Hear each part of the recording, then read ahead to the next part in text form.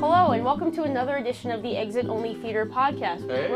I'm afraid to see what he was doing behind me. I'm JP Lee, and with me, as always, is... It's Adrian. Adrian Alderette. The Chicago Bears fan. We drew straws, and he gets to wear the beanie this week. So with us as well is Shawn Howard and our moderator this week, Jonathan Fisher, who will get us started on some topics. First, I just wanted to thank, on behalf of everybody here, thank the audience for watching and tuning in and checking out our material. We've gotten a lot of traction the last couple weeks with this new format, so thank you guys for tuning in, and thank you so much for caring about the stuff we do, because we're just a bunch of nerds who love movies, but we like to see that there are a few of you guys that are like us out there, so thank you. It was awesome, man. Getting the feedback that we got, it's Absolutely. Much appreciated, and like we said again, like we're going to continue to try to make it better. Sean's he's still wearing shorts.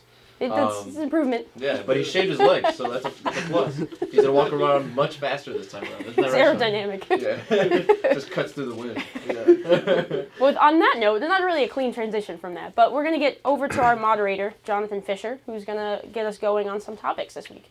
So, guys, there was a secret sequel. God. Too much chipmunks for me this Oh, no. weekend. A secret sequel, 10 Cloverfield Lane, and I just wanted to get you guys' first thoughts on that.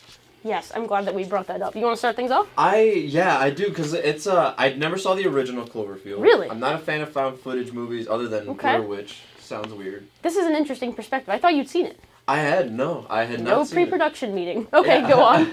No, well, based on the trailer alone, I'm excited because, one, it's not found footage anymore. It's a legitimate, actually well-shot Stationary film. camera. It's actually stationary camera. Less motion sickness. I love the use of the Tiffany song, I Think We're Alone Now, which is awesome. So good. It's so good. And, yeah, it looks very interesting. It looks like one of those, cabin fever-ish kind of movies where you kind of just, I think they all want to break out to see what happened after whatever happened in Cloverfield. But I like the cast. I think the cast is what excites me the most. Yeah, J.J. Abrams did, he produced this while somehow producing Star Wars and directing Star Wars. But it looks really cool. John Goodman, anything he's in, I'll watch. Yeah. That had me at John Goodman. I'm like, what is this? See, the thing is I wasn't at the 13 Hours premiere when this trailer just surprisingly popped up. So I would love to have seen people's reactions when they're like, what is this movie? Feels like an episode of Lost, and then the Cloverfield line lingers before the rest of the title comes up, and I would have lost my mind. I think it's a really cool idea. Yeah. Just a quick tidbit is that Daniel Trachtenberg is the director who's pretty much done nothing, but he was actually hired by Bad Robot to do a film that was, quote, if I remember correctly, about a woman trapped in a cellar by someone who warns her of danger outside the bunker, but word of it being a Cloverfield sequel had never actually gotten out, so it was just people knew this movie was being made, but no one gave it attention, even though it was hiding in plain sight. So good on you, Bad Robot. I'm excited about this. Sounds like an interesting premise, the way you described it like that. Yeah, I mean, it's a simple idea, but with all of the context surrounding the Cloverfield universe, I'm really looking forward to it. So it's also interesting that all the bunker movies are coming out with Unbreakable Kimmy Schmidt and then The Room. Yeah, and they're all very different takes. Close bunker together. Genres. Yeah, and you've got comedy. It's kind of weird. It's a different. It's a different genre altogether. Nice. So I think that movie comes out on March 11th, which is 2 weeks before Batman vs. Superman. Woo! Which is weird because this trailer just dropped and I feel like we've been hearing about Batman vs. Superman for 3 months years? now. Yep. So how do you think the marketing campaigns differ, and how do you think they'll be received? I think this is incredibly successful because I would rather be the film that showed too little and kept people guessing and maybe had people's expectations high just on their own anticipation than being bombarded with information and pieces of a whole that feel as if, in the case of Batman v Superman, I'm going to be underwhelmed because I already have seen so much in the span of a year now. So It's kind of like when you're trying to rate a David Bowie. I said that wrong. Trying to rate a dick. Cut. All right. It's trying to rate a David Beckham photo. It's like, oh man, if I were someone who was sexually interested in David Beckham, it's like, okay. Well, I kind of seen everything already. He's been naked in almost every photo. I did not know where you were going on that one. Okay. As opposed to seeing some other attractive guy or something saying, hey, that's interesting. I kind of want to see what he's about. Leave something to be desired. Leave something to the imagination. Whereas David Beckham shows his doomsday every time he's on camera. It's probably written down in his notes too. It's a good one. Overall, obviously, people are going to be excited to see Batman v Superman just on the title alone, but they're going to show so much. I think it's going to turn other people who maybe were like on the fence about it kind of off. Like I'm gonna see it. Like I know we've talked about this. Shawn and I are like the few defenders of the film, but I'm nervous about it because I don't feel good about it right now. Just because of the marketing alone, and it looked like they rushed their trailer and just like you said it before, like Cloverfield, we don't know anything about it. Like we don't know, so that's the intrigue. It's like kind of like even though we knew about Star Wars: The Force Awakens, we had no idea what direction they were gonna take. So I like that. I like JJ's err on the side of caution. Just don't tell anyone. Damn it, JJ! You complimented it like you're doing a great job. Take us away. What's the next spot? Okay, so we lost two incredible influences this week in music and film. However, David Bowie has also done film, whether it be The Prestige or Labyrinth. Can you speak on some of your favorite things that David Bowie has done for you guys? David Bowie. I mean, for me, my favorite like minor role that he had was in The Prestige when he played Nikola Tesla. I think we talked about this a couple of days ago when we first heard the news, was that that character, that person, that figure historically is just such an anomaly. He was such a ahead of his time kind of figure in the scientific world, but for someone like David Bowie who kind of just transcended genres, gender, music, just pop culture in general, it was like a perfect seamless transition for him to play that. So I loved that role. Yeah, growing up, I always saw David Bowie as just this guy who was the guy from Labyrinth. Yeah. I was like, oh, this is really weird dude that likes to wear really strange clothes that he probably didn't buy in the men's section. That hair. But as I got older and you start learning more about music, you start learning more about film. Like I still haven't seen it, but The Man Who Fell to Earth was a film that I've never seen it.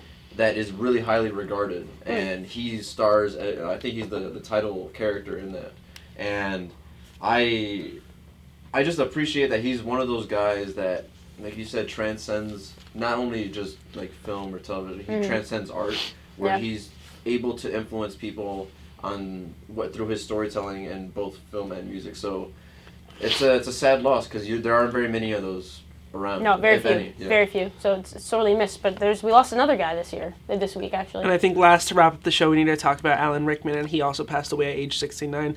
To me, unexpectedly. I didn't even know he was sick. So if we want to talk about him and your favorite movies he was in, mine was probably Sweeney Todd, just because it kind of showed off his Broadway stage realm because he was able to sing and stuff in it. But what did you guys think? I'll say that there's so many. I don't want to be like, hard. There's so many roles. There really were a lot of roles, and I used to always kind of mock his accent and the way he speaks. But respectfully, he's absolutely. one of those guys where like anytime you hear him speak, it's not just his voice. He knows how to use his voice, like a Morgan Freeman kind of guy. But I always have to point to his first big time role was in Die Hard.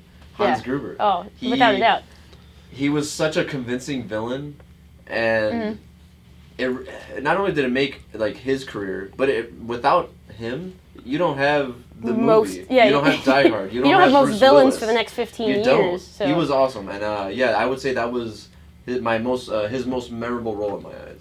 For me, it's Galaxy Quest. I mean, his character Alexander Dane introduced me to like subtle satire and just the idea that like a character could take something serious like Star Trek, which is of course tongue-in-cheek in and of itself, but that kind of realm of like the serious actor, the way that like William Shatner was, and just kind of play off of that is just like he's a tortured soul in this very comedic setting. Yeah. Fantastic. And I didn't appreciate the quality of the acting when I was a kid, but as I've gotten older, that movie's only gotten better for me. So, but I feel like we're missing a big piece of the puzzle in terms of what he's done and what he's accomplished. So it's important for us to point out Professor Snape. Like, you can't talk about him without saying Professor Snape.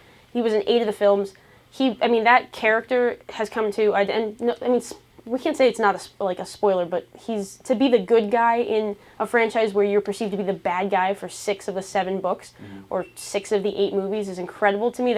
I actually found out he knew his character's arc before most of the directors knew. Really? Yeah, so J.K. Rowling told him where the character was going when he was first cast into the first couple of films when she knew what was happening. And he couldn't tell some of the directors who hadn't even been picked for the future films yet. So to keep that secret is just a testament to how awesome of a guy he was. And it's sad. I just read that he didn't really know the severity of his sickness until like just before Christmas. So I mean, it's a life is short lesson, and he's got a lot of really cool parts for us to kind of appreciate him for. So go back and watch all his movies. Oh, just so we say, Shawn, you said Professor Snape was your favorite role of his, right? Of course, how could you forget? Well, Harry Potter was a great movie, and he was awesome in it, and he killed it. Oh yeah, the franchise itself is ridiculous. But yeah, I think it's a somber note, but it's definitely important for us to talk about it, and we all grew up with him as an actor, and we know you guys did, so I think it's a right way to end this episode. I mean, if there's anything else you want to say. Well, guys, before we go, I'm just getting some corrections from our fact checkers. Oh, here we go. Tony Reale's in. Let's do this. No, I'm sorry. Like, we don't want to get any bad press from David Beckham's camp. He has actually never posed nude before Adrian. Okay, see. So I don't know where that came from. He's done underwear, wishful classy thinking? underwear. I We don't just know. have to say that, okay? Hey, no, Okay, it's it's on the important. record. It's You know. important. He's never posed nude. That was a good pivot to that. I appreciate you keeping us honest. So I'm not going to deny that he has not been nude. point out these two we're talking about. I have made no reference to David Beckham at all. I refrained. Jonathan, refresh your history on your computers when you get home. Probably David Beckham's son. Yeah, Oh, well, God. he's like 16 though. That's the only. They all look exactly like him. Have you seen all three of his kids? They're carbon copies of him. It's creepy. I'm not going to lie, Posh Spice, I still would consider. Hey, Spice Girls. If you're watching, On that you note, can see all 3 acts of me if you're interested. I'm JP Lee. I'm always Adrian Alderman. Over there is Jonathan Fisher. We've got Shawn Howard on like 9 different cameras right now. Thank you again to Shawn for keeping this all afloat. Yeah, porn basement. For Exit Only Theater, I'm JP Lee, Adrian Alderette. We'll see you when the credits roll. See ya.